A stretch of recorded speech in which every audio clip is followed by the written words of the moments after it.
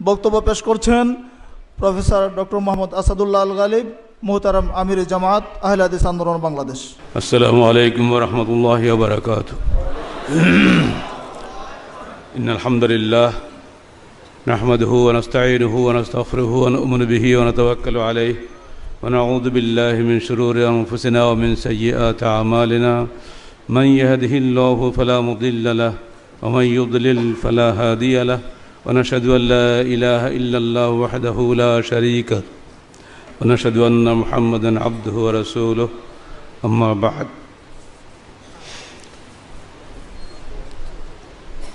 আজকের এই সম্মেলনের মাননীয় প্রধান অতিথি, বিশেষ অতিথি, সুধীমণ্ডলী এবং সংগঠনের বিভিন্ন স্তরের নিবেদিত প্রাণ কর্মী ভাইয়েরা, গত বছর 14ই আগস্ট 16 রবিবার সকাল 11:30টায় জাতীয় প্রেস ক্লাবের কনফারেন্স হলে জঙ্গিবাদ ও সন্ত্রাসবাদের বিরুদ্ধে আহলে হাদিস আন্দোলন বাংলাদেশ কর্তৃক আয়োজিত প্রেস কনফারেন্সের পর আজ 22শে মে 17 সোমবার মূলত একই উদ্দেশ্যে সন্ত্রাস ও জঙ্গিবাদের বিরুদ্ধে সচেতনতা সৃষ্টির লক্ষ্যে ঢাকার ঐতিহ্যবাহী ইঞ্জিনিয়ার্স ইনস্টিটিউশনের মিল্লাতনে কেন্দ্রীয় সংগঠন কর্তৃক আয়োজিত ইসলামী সম্মেলনে সমবেত হতে পেরে আমরা সর্বপ্রথম আল্লাহ শুকরিয়া আদায় করছি, অতঃপর সরকারকে ধন্যবাদ জানাচ্ছি।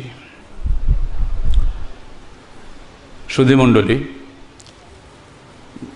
দুই অতিথির বক্তব্যে আপনারা বুঝতে পেরেছেন সমস্যাটা কোথায়।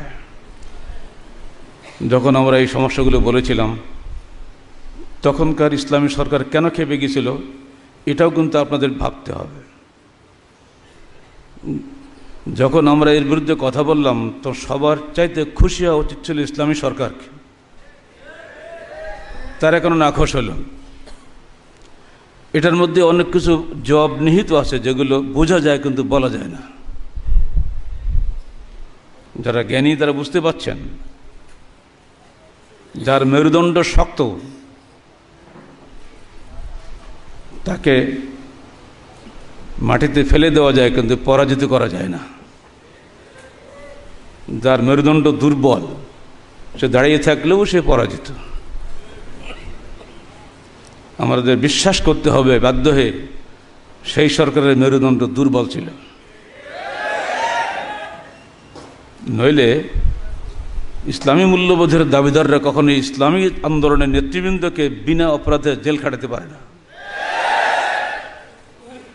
একটা খালি বাকি ছিল গরু চোরের মামলা দিতে, এসপি সাহেব গরু চোরের মামলাটা দিচ্ছিলেন, তখন পাশের আর একজন এসপি বলছে এত বড় প্রফেসরকে গরু চোর বানানো যাবে? হেন মামলা নেই যা দেয়নি। এই যদি চরিত্র হয় কোনো মানুষের, তার চাইতে ঢের ভালো তারাই যারা আমাদেরকে এখনো জেল খাটায়নি। মনে রাখবেন, সত্য কখনোই বাধাহীন গতিতে পৃথিবীতে প্রতিষ্ঠা লাভ করে নাই। প্রত্যেক নবী রাসূল নির্যাতিত হয়েছেন, নিহত হয়েছেন। ইউসুফ আলাইহিসসালাম জেল খেটেছেন। এগুলো কোনো ব্যাপারই নয়। আপনি বিশ্বাসকে দৃঢ় করুন যে আমাকে মরতে হবে। প্রত্যেকটা পথিকের একটা গন্তব্য আছে। যারা আপনারা বিভিন্ন জেলা থেকে এসেছেন, গাড়ি রিজার্ভ করে একটু পরেই সবাই বেরিয়ে যাবেন। স্ব গন্তব্য পড়ে যাবেন না। গন্তব্য যদি বেঠিক হয়, গাড়ি যত ভালোই হোক না কেন, আপনি অবশ্যই রাস্তায় অ্যাক্সিডেন্ট করবেন। আহলে হাদিস আন্দোলন বাংলাদেশের গন্তব্য কি? আমার আগে তো আপনারা বলে দিলেন, তাহলে বোঝা গেল আপনারা এগুলো জানেন। যাদের গন্তব্য জাতীয় সংসদ, এমপি হওয়া, মন্ত্রী হওয়া, আর যাদের গন্তব্য জান্নাতুল ফেরদাউসের অধিবাসী হওয়া, দুজনের চলার পথকে সমান? এইখানে গিয়ে তাদের সঙ্গে হয়ে গেছে আমাদের সমস্যা। তারা চেয়েছিল আমাদেরকে তাদের সহযোগী বি টিম বানাতে। আমরা বলেছি আমরা কারোই বি টিম নই, আমরা স্রেফ পবিত্র কোরআন ও সহিহ হাদিসের মিসকিন কিছু প্রচারক মাত্র। আল্লাহ পাক যদি মেহেরবানি করে দয়া করে আমাদেরকে জান্নাতুল ফেরদাউসে এক কোণে একটি স্থান দেন, ওটাই আমাদের সবচেয়ে বড় চাওয়া পাওয়া। সেখানে যা নাই, কোরআন এবং সহিহ সুন্নাতে যা নাই তা মানব না, যা রয়েছে তাই মানব, এর বাইরে কিছু বলে নেই। ছোট্ট একটা আয়াত সূরা হাশরের, ওমা আতাকুমুর রাসূল, বলেন ওমা নাহাকুম আনহু, একটা আয়াতের একটা অংশ। আমার রসুল যা নির্দেশ দিয়েছেন তা তোমরা মানো, যা নিষেধ করেছেন তা বর্জন করো। ছোট্ট একটা কথা। এটুক কথা মানতে যারা আপত্তি করেছে তারা কিসের ইসলামী মূল্যবোধের সরকার? আমরা বলেছিলাম সুদ বন্ধ করো। সুদ এমন মারাত্মক অপরাধ। মেরাজে গিয়ে আল্লাহ রসুল দেখেছেন রক্তের নদীতে একদল লোক ভাসছে, তারা চেষ্টা করছে ধারে আসার জন্য, আর তাদেরকে পাথর মেরে সরিয়ে দেওয়া হচ্ছে। আল্লাহ রসুল জিজ্ঞেস করলেন, হে জিবরিল, এরা কারা? এরা হচ্ছে দুনিয়ায় যারা গরিবের রক্ত শোষণ করেছিল, সেই রক্তের নদীতে আজকে ওদেরকে ভাসানো হচ্ছে। ইসলামী মূল্যবোধের সরকার কোশ্চিন গেল সুদের বিরুদ্ধে একটা বিল পর্যন্ত জাতীয় সংসদে উঠায় নাই। এগুলো জবাব তারা কি দেবে? রফুল আদানের আমিন তো কোনো ব্যাপার না। একজন রফুল আদান না করলে কি কাফের হবে নাকি? তাহলে তাদের সমস্যাটা ছিল কোথায়? এই সমস্যাগুলো তারা বলতে পারতো না, কিন্তু যেহেতু শক্তি ছিল, শক্তিমানরাই তো জুলুম করে নাকি? দুর্বলকে জুলুম করতে পারে? আমরা ছিলাম দুর্বল, তাই শক্তিমানরা জুলুম করেছে। যখন পিছন থেকে আসতেছে 7.5 লক্ষ সৈন্য নিয়ে ফেরাউন, আর সামনে বিশাল নদী, মাঝখানে মূসা এবং তার কিছু সাথী বনী ইসরাইলের। তখন বনী ইসরাইল লোকেরা বলেছিল, ওই তো ওরা এসে গেল, আমরা তো ধরা পড়লাম দেখুনি, ইন্না মুদরাকুন। আল্লাহর নবী মূসা বলেছিলেন, লা কাল্লা, কোশ্চিন কালেও নয়, কোশ্চিন কালেও নয়। তোমরা আল্লাহর কাছে দোয়া করো, রব্বানা লা তাজআলনা ফিতনাতাল লিল কওমিজ যালিমিন ওয়া নাজ্জিনা বিরহমাতিকা মিনাল কওমিল কাফিরিন। সবাই সেই দোয়া পড়েছিল। সঙ্গে সঙ্গে আয়াত নাজিল হয়ে গেল, মূসা আলকিয়া সাক, তোমার হাতের লাঠিটা নদীতে ফেললো, বাস। ওর তো একটা ওসিলা, আসলে আল্লাহ তো ওরকম বাঁচাবেনই, তাকে বেঁচে গেলেন। পরবর্তী ঘটনা আপনারা জানেন। আহলে হাদিস আন্দোলন চিরদিন এইভাবে এগিয়ে এসেছে, শুরু থেকে শেষ পর্যন্ত এই পথেই আপনাদেরকে চলতে হবে। কোনো অবস্থায় দুনিয়ার লোভে পথ হারাবেন না। আপনি দুনিয়ার নেতা, আল্লাহর অনুসারী, গোলাম হন, দুনিয়া আপনার গোলাম হবে। মানুষ যখন অর্থের গোলাম হবে, অর্থ তখন মানুষের প্রভু হয়ে দাঁড়াবে। মানুষ যখন পদমর্যাদার গোলাম হবে, পদমর্যাদা তাকে গোলাম করে ফেলবে। আল্লাহ রসুল আমাদের উদাহরণ দিয়ে বুঝিয়েছেন, অর্থ এবং পদমর্যাদা ওইরকম খারাপ জিনিস। ক্ষুধার্থ একটা ব্যাঘ্রকে যখন শাকপালের উপরে ছেড়ে দেওয়া হয়, সে যেভাবে হিংস্র হয়ে ছাগলগুলো ধরে ধরে খায়, অর্থ এবং পদমর্যাদার লোভে মানুষ এমনি করে ধ্বংস হয়। আমরা এই জন্য রাজনৈতিক নেতৃবৃন্দের বিষয়ে আমরা সবসময় ভয়ে থাকি, না জানি কখন কি হামলা করবে, তার স্বার্থের বিরুদ্ধে গেলেই আমাদেরকে আর রাখবে না। আর তখন আমরা সেটা আল্লাহর কাছে প্রার্থনা করি।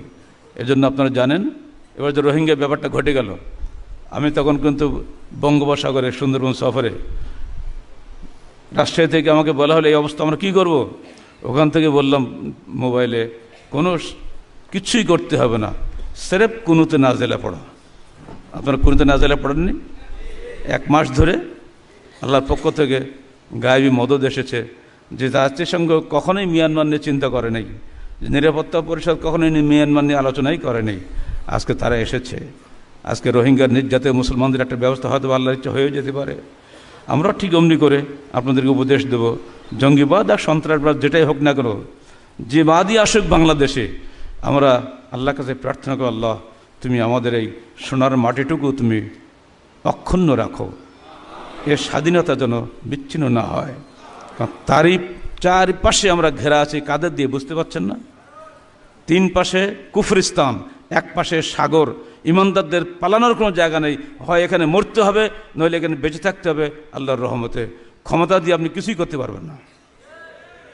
সেই জন্য আহলে হাদিস আন্দোলন বাংলাদেশের ভাইদেরকে যে বিষয়টি মাননীয় প্রধান অতিথি ইঙ্গিত দিয়েছেন, রফল আদান করেই তারা জঙ্গিবাদে ঢুকে পড়ছে, মাঝখানে দায়ী হচ্ছি আমরা, অথচ আমরা ধারে কাছেও নেই।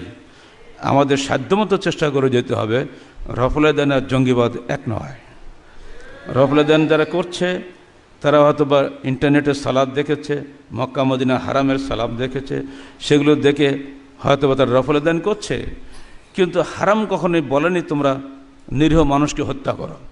আমাদের সালাতুর রসুল কোথাও আমরা বলি নেই তোমরা রফুল-এ-দান করো এবং মানুষ হত্যা করো।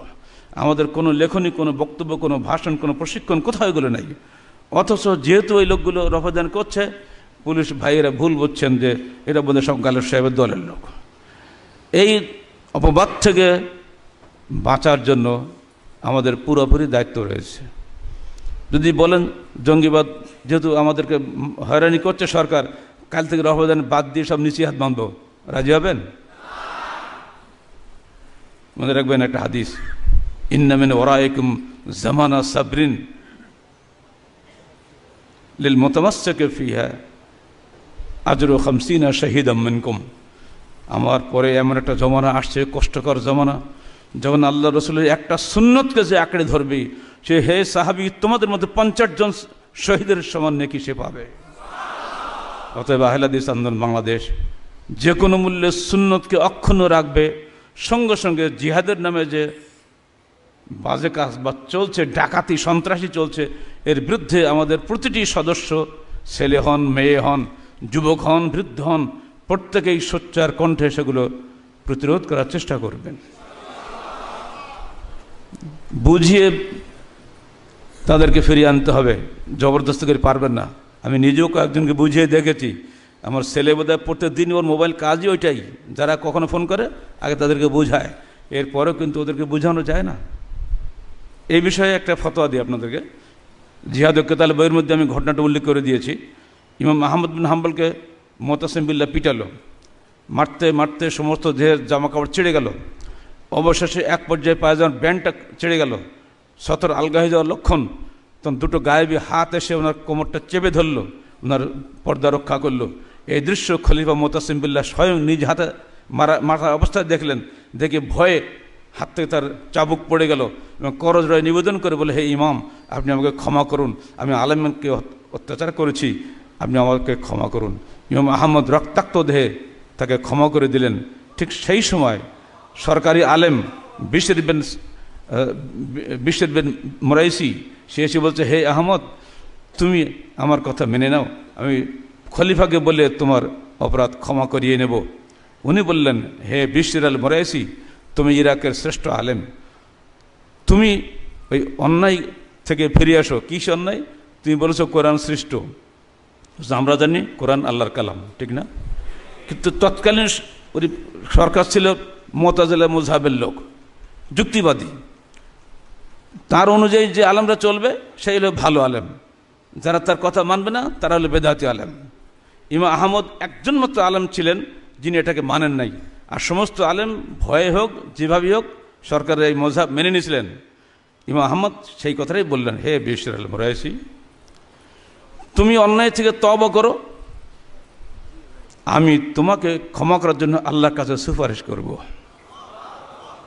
আমাকে বাঁচানোর জন্য তোমার সুপারিশ করার দরকার নাই, আমার হায়াত মওতের মালিক আল্লাহ।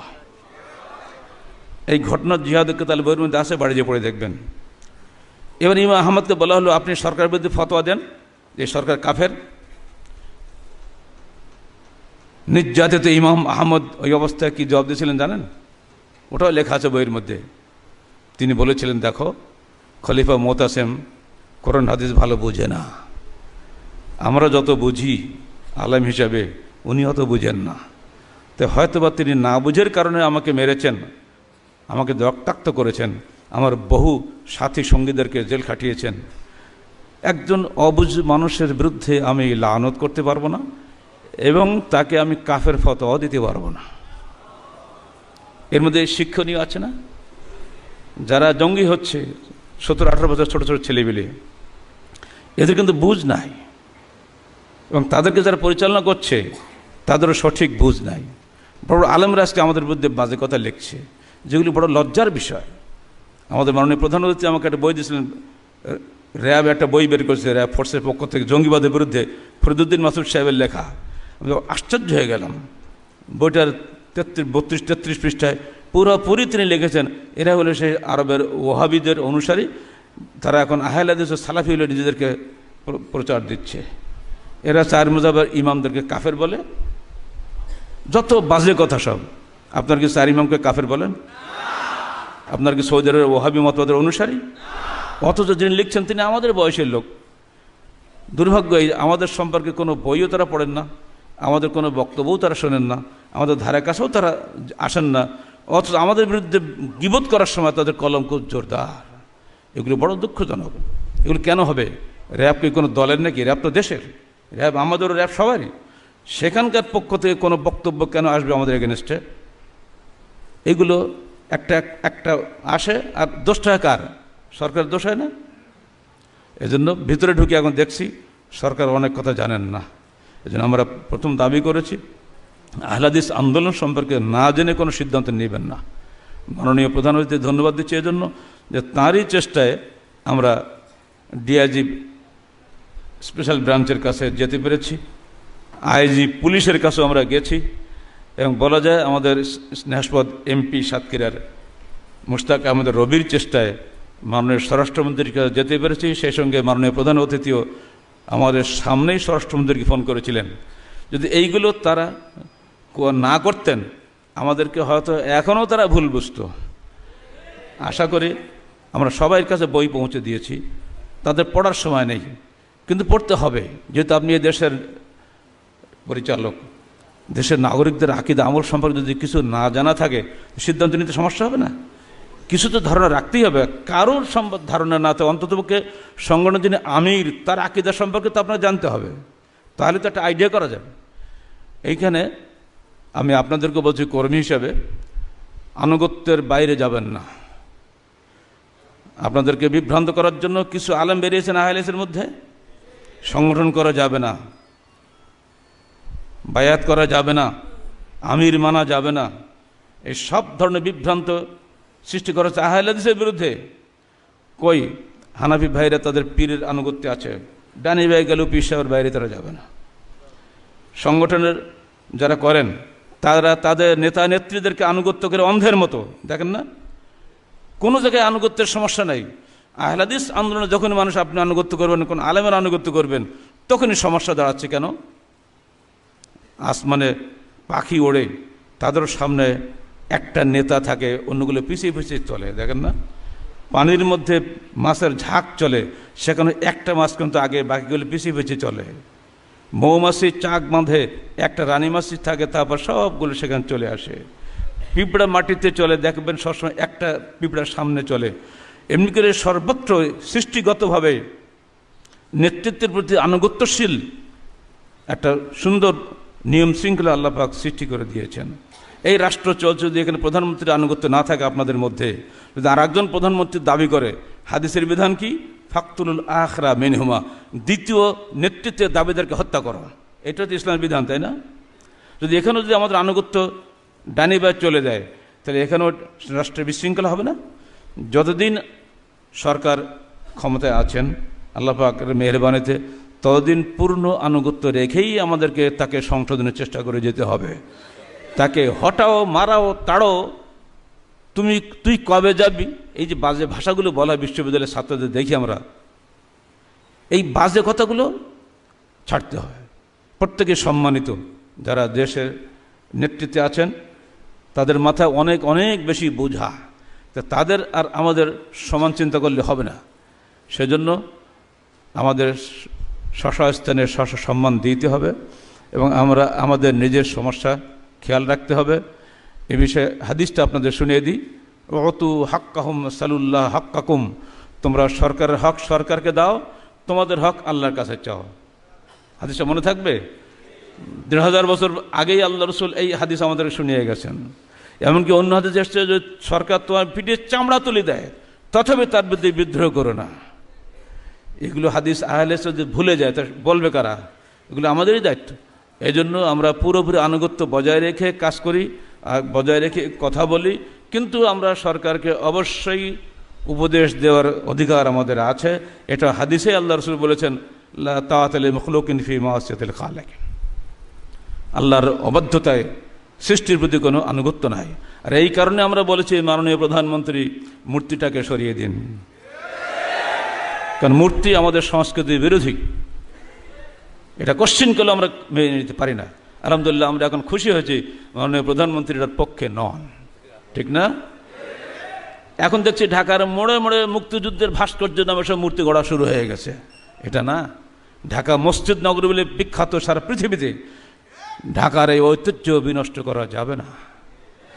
এগুলো আমরা বলবো। আমি জানি আপনি মানবেন না, না মানলেও আল্লাহর কাছে আমি কৈফিয়ত দিতে পারবো। পবিত্র কোরআন ও সহিহ হাদিস অনুযায়ী দেশের শাসন সংবিধান পরিচালিত হোক, এটা আমাদের প্রত্যেকটা ইসলামে আমরা দাবি করি, ঠিক না? কেউ না শুনুক, আল্লাহ শুনছে না? কিয়ামতের মাঠে আমরা বলতে পারো, আল্লাহ তুমি আমাদের হাতে শাসন ক্ষমতা দাও নেই, কিন্তু আমরা বলেছিলাম আমাদের সরকারকে, তার মানে নেই, দায় দায়িত্ব তাকেই বহন করতে হবে, আমাদের তো কিছু নাই। অতএব আপনারা নিশ্চিন্ত মনে দাওয়াতি কাজ করে যাবেন। যেখানে বাধা আসবে বলেন নিশ্চয়ই এটা আমাদের তকদিরে ছিল না, দুঃখ করবেন না। কারণ এই এপ্রিল মাসে আমাদের 5-4টা জেলা সম্মেলন নষ্ট হয়ে গেছে, মাত্র একদিন আগে আমাদের নিষেধ করা হয়েছে। হাজার হাজার টাকা ব্যয় করে কত কর্মী এইভাবে পিছিয়ে চলে গেছে, মন খারাপ হয়ে যাচ্ছে না আপনাদের? আজকের সম্মেলনটা আলহামদুলিল্লাহ হয়েছে, এজন্য আমি অন্তর থেকে সরকারকে ধন্যবাদ জানাচ্ছি, মোবারকবাদ জানাচ্ছি। এই সিলসিলা যেন বন্ধ না হয়, কারণ আমরা রমজান মাসে সারা দেশে সফর করি, যদি আবার বাধাগ্রস্ত হয়ে যায় এটা আবার ক্ষতি হবে। কারণ এই বিশাল জনশক্তি যদি সরকারের বিরুদ্ধে চলে যায়, এটা কি সরকারের জন্য ভালো হবে? আমরা কিন্তু সরকারের বিরুদ্ধে কিছু বলবো না, করবো, কিন্তু ওই যে আমি বলেছি একটু আগেই, আমাদের বলার জায়গা আছে এক জায়গায়, আমাদের বলার জায়গা একটা আছে না, এবং সেটা এত কঠিন আপনারা দেখতেই পাচ্ছেন। হাতে নাতে আপনারা দেখেছেন, হাতে নাতে এসছে, আল্লাহ কি দেখাবে। আমি আর উনি একসঙ্গে জেলখানা ছিলাম, একই মাত্র 6 দিনের বন্ধু আমার। এখন আমরা দুজনেই স্টেজে, যারা জেলে ঢুকেলো তারা কোথায়? এখানে শিক্ষার কিছু নাই। এরপরও যে একটা মুসার ফেরাউনের ঘটনা বারবার মনে আসে কেন? তারা নবীদের গানটি পড়েন, জেলখানা বসে লেখা তো, মানে নিজের মনের অনুভূতি দিয়ে লেখা একটা জিনিস, আর ফ্রি জায়গায় বসে লেখা আর একটা জিনিস না। আমি তো ফাঁসির আসামি, রাখতে আমাকে ফাঁসির ছেলে, 3 বছর সেখানে কাটাইছে, আর বেশ শেষের 6 মাস হয়তো ভিআইপি বানিয়েছে। তো সেখানে যখন মুসা আলাইহিস সালামের জীবনী লিখলাম, তো সেখানে দেখা যাচ্ছে যে মুসার কওম সাগর ডুবি থেকে বেঁচে গেল, আর ফেরাউন ডুবি মরল, তাই তো? উপরে এসে দেখলো এক জায়গায় খুব জাঁকজমকের সঙ্গে মূর্তি পূজা হচ্ছে। এখন মুসার কওম বলছে, হে মুসা, ইজআল লানা ইলাহান কামা লাহুম আলিহা, তুমি আমাদের জন্য এরকম একটা মূর্তি বানিয়ে দাও যেমন এদের ভালো মূর্তি দেখতে পাচ্ছি আমরা। মুসা বলছে, আনতুম কওমুন তাজহালুন, তোমরা এত বড় জাহিল কম, চোখের সামনে দেখলে আল্লাহ পাক ফেরাউনের মতন একটা শত্রুকে ডুবিয়ে মারলো, এখনও তোমরা আল্লাহতে বিশ্বাস করো না, এখন মূর্তি। ঠিক এই অবস্থা হচ্ছে শেষ নবী মোহাম্মদ রাসূলুল্লাহ সাল্লাল্লাহু আলাইহি সাল্লাম যখন মক্কা জয় করলেন। মক্কা বিজয় তার জীবনের সবচেয়ে বড় জিনিস, তাই না? যেখান থেকে তিনি বহিষ্কৃত হয়েছেন সেখানে তিনি ফিরে আসছেন, এটি যাতায়াত মনে করেন নাকি? মক্কা বিজয়ের 19 দিন পরে তিনি বের হচ্ছেন হুনাইন যুদ্ধে। রাস্তায় পড়েছে একটা বড় কুল গাছ, সেই গাছে কুফরি আকীদায় ওই গাছে যদি তরবারি ঝুলিয়ে রাখা যায়, ওই গাছের বরকতে এই তরবারি বরকত মণ্ডিত হয়, যুদ্ধের সময় সে নাকি তারা জিতে যায়। একটা ধারণা কল্পনা হয়ে গেল। সে গাছের তরবারি ভর্তি করা, গাছের পাড় দিয়ে যখন যাচ্ছে, তো মুসলিম যারা হয়েছিল মক্কা বিজয়ের দিন প্রায় 2000-এর মতো, ওরা আল্লাহ রসুলের সঙ্গে আছে। ওরা বলছে, ইয়া রাসূলুল্লাহ ইজআল লানা জাত আনওয়াদ কামা লাহুম জাত আনওয়াদ, আমাদের জন্য এরকম একটা কুল গাছ দেন যেমন এদের সুন্দর কুল গাছ দেখা যাচ্ছে একটা। তো আল্লাহ রসুল দুঃখ করে বলেছিলেন, ইন্নাকুম লা তারকাবুন্না কামা তারকাবুল ইহুদ ওয়ান নাসারা, তোমরা অবশ্যই তোমাদের পূর্ববর্তীদের সুন্নত অনুসরণ করবে, সুনানা মান কানা ক্বাবলাকুম।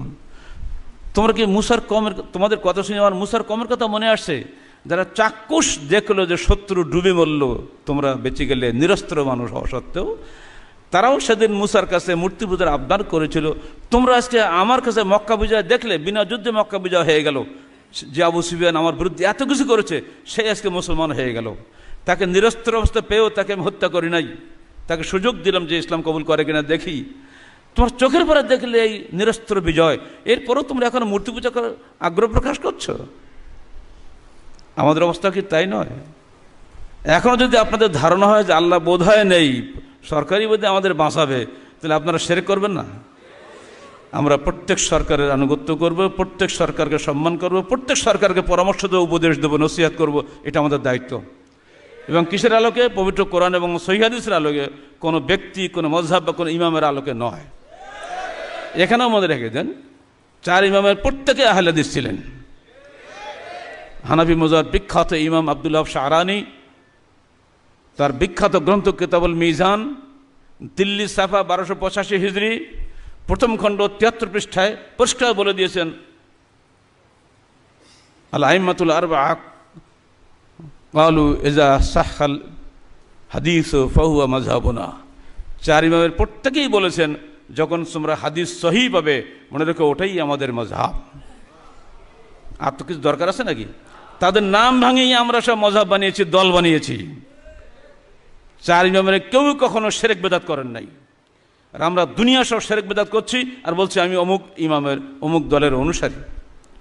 ঠিক যেভাবে আজকে আওয়ামী লীগের প্রতিষ্ঠাতা শেখ মুজিবুর রহমান, বিএনপির প্রতিষ্ঠাতা জিয়াউর রহমান, তাদের যে মর্যাদা, তাদের যে বিশাল হৃদয় ছিল, তাদের অনুসারীদের তাই আছে নাকি?